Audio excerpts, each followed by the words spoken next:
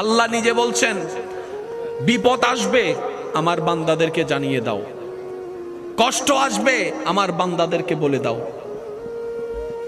হায় হায় হায়, ওয়াবাশশিরিস Saverin.